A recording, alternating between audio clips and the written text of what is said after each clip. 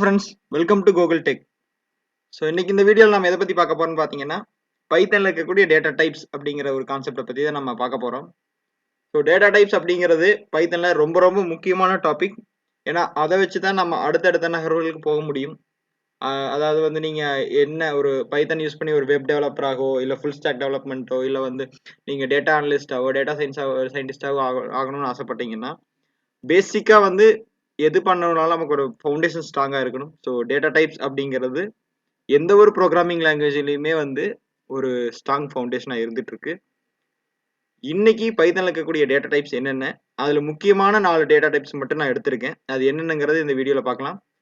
வீடியோக்குள்ள போகிறக்கு முன்னாடி நம்ம சேனலை நீங்கள் ஃபஸ்ட் டைம் பார்க்குறீங்கன்னா மறக்காமல் சப்ஸ்கிரைப் பண்ணிக்கங்க.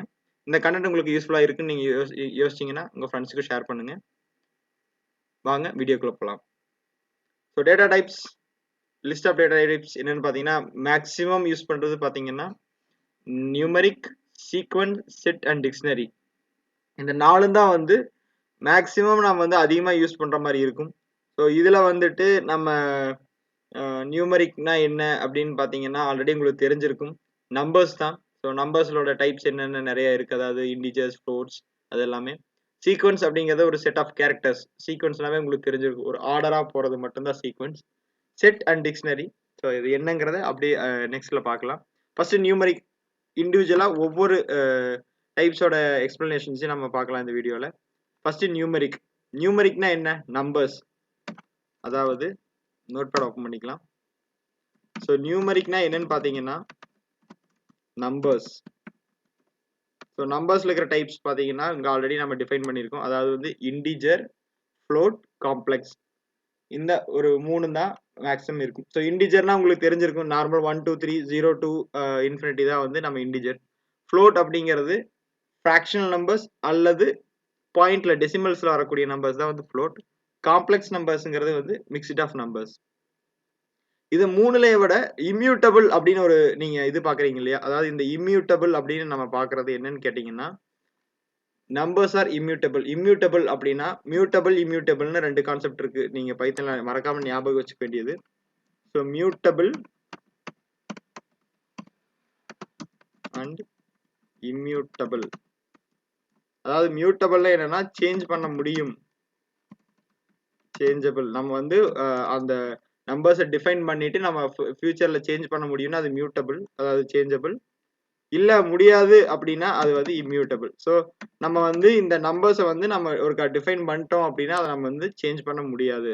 சேஞ்ச் பண்ண முடியாதுன்னா அந்த ஒரு பர்டிகுலர் இதில் லிஸ்ட்ல இருந்து நம்ம மாற்ற முடியாது. பட் நம்ம அதில் மேத்தமெட்டிக்கல் கால்குலேஷன்ஸ் அப்படிங்கிறத நம்மளால போட முடியும். அதாவது அடிஷனல், சப்ராக்ஷன், டிவிஷன், மல்டிப்ளிகேஷன், அதெல்லாம் நம்மளால பண்ண முடியும். அதுதான் இம்யூட்டபிள் அப்படிங்கிறதுக்கு உண்டான ஒரு ரெஃபரன்ஸ்.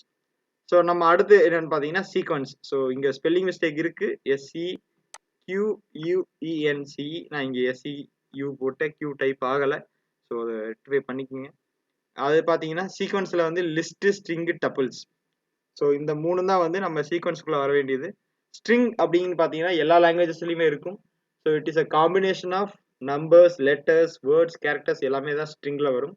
லிஸ்ட் அப்படின்னா செட் ஆஃப், அதாவது அன்ஆர்டர்ட்